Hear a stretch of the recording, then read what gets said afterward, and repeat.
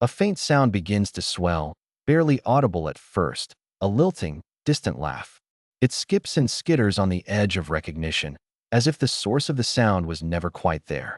Darkness spreads across the screen, pierced only by faint, curling shapes, spirals that ripple and twist in vivid reds and golds, disappearing before the eyes have their fill. The laughter grows louder, still faint but closer, echoing as though bouncing off the unseen corridors of a space that you can only imagine but cannot see. Every note of that laugh is playful, but there's an uncanny undercurrent to its rhythm, something too precise, too calculated. The spirals grow sharper now, glowing briefly before dimming again, as if synchronizing with the cadence of the laugh. A figure takes shape in the void, its arrival teasingly slow.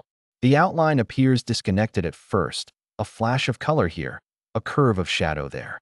The fragments begin to form something unmistakable, the silhouette of a jester. They stand poised in the darkness, their stance relaxed yet unervingly deliberate.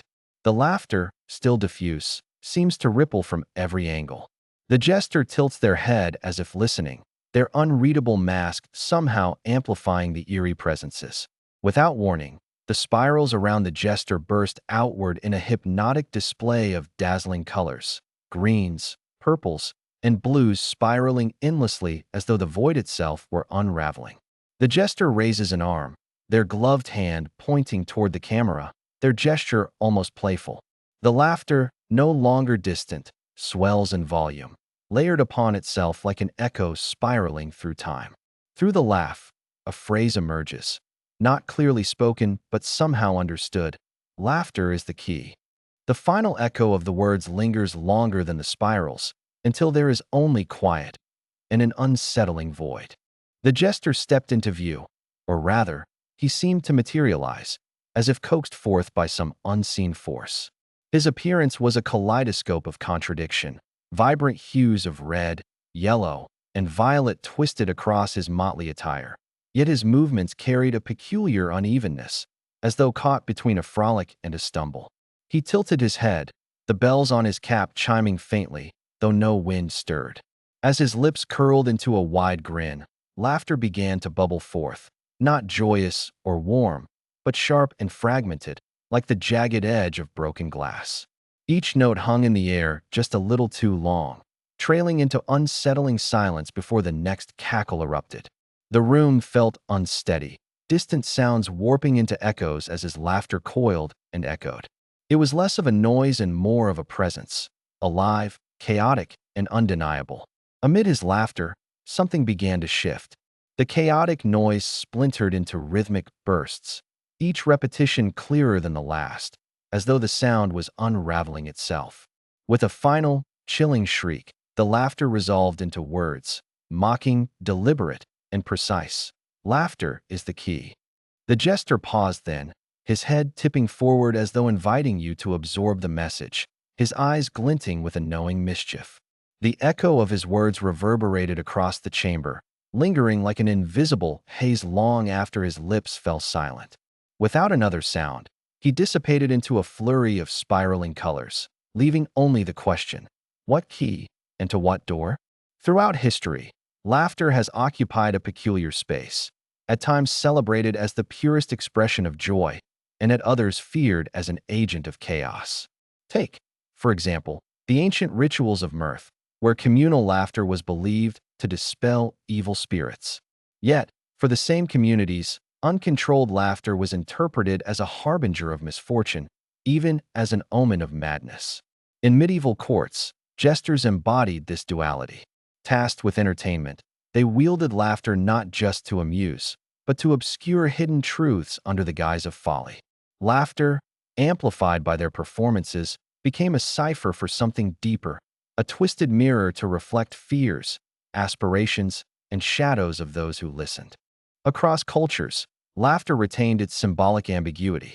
Consider the laughing Buddha, whose serene chuckles represent enlightenment and bliss, a stark contrast to the maniacal laughter of trickster figures like Loki or Reynard the Fox, whose humor led to chaos and intrigue. Such figures opened a doorway to the absurd, a place where the line between laughter and devastation blurred. In literature, Shakespeare's fools often shared truths hidden in riddles, their laughter lingering as something unsettling, rather than merely glee-filled. Was laughter an escape from reality, or a labyrinth plunging us deeper into its most cryptic underbelly? The Jester, with his cryptic laughter that echoes even now, forms the beating heart of this paradox. Is his laugh an invitation to confront joy or an eerie taunt that summons chaos? In his world, mirth is a key, but where it leads, only fragments of his riddles may suggest. As the spirals continue to twirl, search for meaning in the spaces between what's felt and heard. Laughter, after all, remains the most unbidden of human expressions. Its role is mysterious today as it was centuries ago. If this breakdown is helping, tap like and subscribe so you do not miss the next deep dive. The unsettling sound of laughter has long echoed through myth and legend, often as a harbinger of hidden truths or cryptic warnings. In Norse mythology, Loki, the trickster god, laughs mockingly during a feast in Aegir's hall. His laughter isn't mere amusement. Behind it lies chaos, a foreshadowing of conflict, and a disruption of order. Each snicker and jeer serves as a thread in a larger, more sinister weave. His laughter revealed darker truths hidden beneath the surface of harmony, much like a key unlocking the unspoken tension of the gods. In the world of art, Hieronymus Bosch's The Garden of Earthly Delights is a surreal tapestry of cryptic symbols. Hidden amidst the chaotic scenes of humanity's sinful pleasures and grotesque punishments, some figures laugh in eerie dissonance. Their mirth seems grotesque, more mockery than joy. Is their laughter an escape from humanity's doomed state, or does it mask its inevitability? This clash of humor and horror invites the viewer to decipher the artist's veiled commentary, where laughter, as grotesque as it may seem, may hold the insight needed to navigate the turmoil. In folklore, there's the tale of the laughing Sphinx, a riddle-bearing guardian whose mirth unsettles travelers more than her lion's body. The Sphinx's laughter is cold, almost mechanical, as if daring the listener to uncover a concealed truth. Only those who can decode her macabre humor live to tell the tale. Here, laughter serves as a mask. What appears nonsensical becomes vital to survival. The resonance of her laughter is said to linger in the ears of those who dare approach her, a reminder that meaning often hides within the guise of absurdity. Take a closer look at the Jester. His patchwork attire refuses conformity. Bright, chaotic patterns swirl in unpredictable combinations, yet every detail feels deliberate, as though he's hiding something in plain sight. His exaggerated grin stretches unervingly wide, but there's an ambiguity behind it. Is it joy, malice, or something else entirely? Listen to the laughter echoing behind him. It's layered, fragmented, descending into chaos one moment, then crystallizing into clarity the next. The Jester moves erratically, yet his gestures seem to point towards something specific. His arms swoop, his fingers trace invisible shapes in the spirals surrounding him. The message, laughter is the key, almost feels like an audible riddle. Every piece of his existence, his appearance, his movement, each laugh, seems undeniably intertwined, urging the viewer to uncover their shared meaning. Now, notice the contrasting textures in his voice. His laughter begins light, almost melodic, then fractures like splintered glass, revealing darker undertones. Could it be a deliberate cue?